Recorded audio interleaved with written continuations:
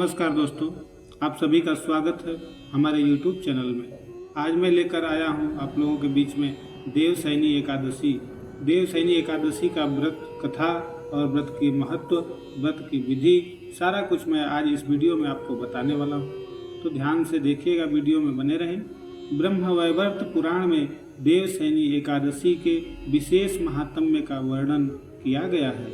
इस व्रत से प्राणी की समस्त मनोकामनाएं पूर्ण होती है। यह एकादशी आषाढ़ मास के कृष्ण पक्ष की एकादशी, जिसे योगिनी एकादशी कहते हैं, उसी एकादशी के बाद यह एकादशी आती है।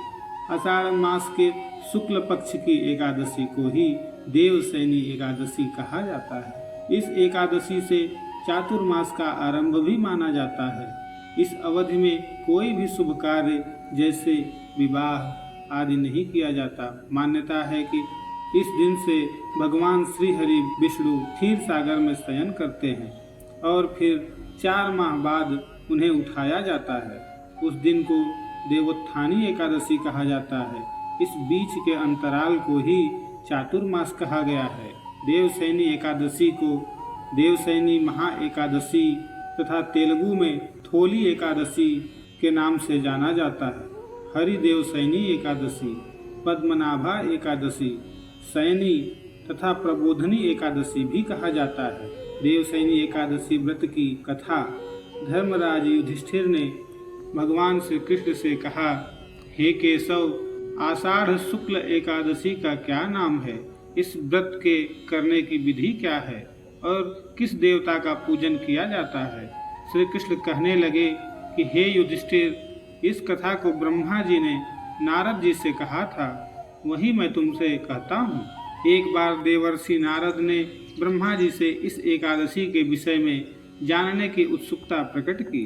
तब ब्रह्मा जी ने उन्हें बताया, सतयुग में मानधाता नामक एक चक्रवर्ती सम्राट राज्य करते थे। उनके राज्य में प्रजा बहुत सुखी थी। मानधाता राजा, जो कि भगवान राम के पूर्वज थे, तो उनके राज्य में प्रजा बहुत सुखी थी, किंतु भविष्य में क्या हो जाए यह कोई नहीं जानता। अतः वे इस बात से अनभिज्ञ थे कि उनके राज्य में शीघ्र ही भयंकर अकाल पड़ने वाला है। उनके राज्य में पूरे 3 वर्ष तक वर्षा न होने के कारण भयंकर अकाल पड़ा। इस अकाल से चारों ओर त्राहि त्राहि मच गई। धर्म पक्ष के यज्ञ, हवन, पिंडदान, कथा, व्रत आदि में कमी हो गई। जब मुसीबत पड़ी हो तो धार्मिक कार्यों में प्राणी की रुचि कहाँ रह जाती है। प्रजा ने राजा के पास जाकर अपनी वेदना की दुहाई दी। राजा तो इस स्थिति को पहले से ही लेकर दुखी थे। वे सोचने लगे कि आखिर मैंने ऐसा कौन सा पाप कर्म किया है जिसका दंड मुझे इस रूप में मिल रहा है। फिर इस कष्ट से मुक्ति पाने का कोई साधन करने के उद्देश्य से राजा सेना को लेकर जंगल की ओर चल दिए। वहां विचरण करते करते एक दिन वे ब्रह्मा जी के पुत्र अंगिरा ऋषि के आश्रम में पहुँचे और उन्हें साष्टांग प्रणाम किया।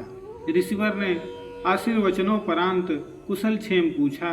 फिर जंगल में विचरने व अपने आश्रम में आने का प्रयोजन जानना चाहा। तब राजा ने हाथ जोड़कर कहा, महात्मन, सभी प्रकार से धर्म का पालन करता हुआ भी मैं अपने राज्य में दुर्भिक्ष का दृश्य देख रहा हूँ। आखिर किस कारण से ऐसा हो रहा है? कृपया इसका समाधान करें। यह सुनकर महर्षि अंगिरा ने कहा, हे राजन, सब युगों से उत्तम यह सतयुग है। इसमें छोटे से पाप का भी बड़ा भयंकर दंड मिलता है। इसमें धर्म अपने चारों चरण में व्याप्त रहता है। ब्राह्मण के अतिरिक्त किसी अन्य जाति को, किसी अन्य मनुष्य को तप करने का अधिकार नहीं है, जबकि आपके राज्य में एक शूद्र तपस्या कर रहा है। यही कारण है कि आपके राज्य में वर्षा नहीं हो रही है। जब तक वह काल को प्राप्त नहीं होता तब तक यह दुर्भिक्ष शांत नहीं होगा। दुर्भिक्ष की शांति उसे मारने से ही संभव है। अंगिरा ऋषि उस समय राजा की परीक्षा ले रहे थे। इस कारण उन्होंने ऐसा उन्हें बताया कि राजा के मन में क्या है, राजा अपने प्रजा के प्रति कितने समर्पित हैं। राजा का हृदय एक नर अपराध शूद्र तपस्वी का समन करने को तैयार नहीं हुआ।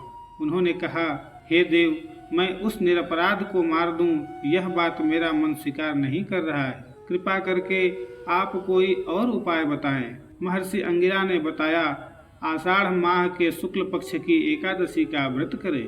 इस व्रत के प्रभाव से अवश्य ही वर्षा होगी।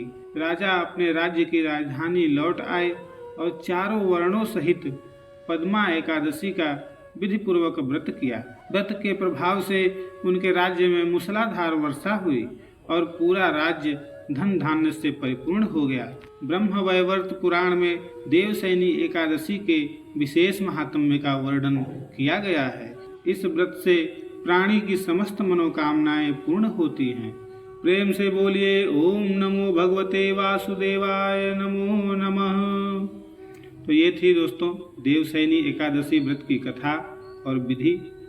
तो अगर वीडियो पसंद आया हो तो वीडियो को लाइक करें, चैनल को सब्सक्राइब करें, साथ ही बेल आइकन को प्रेस कर दें। तो चलिए दोस्तों फिर मिलेंगे अगले वीडियो में, तब तक के लिए नमस्कार।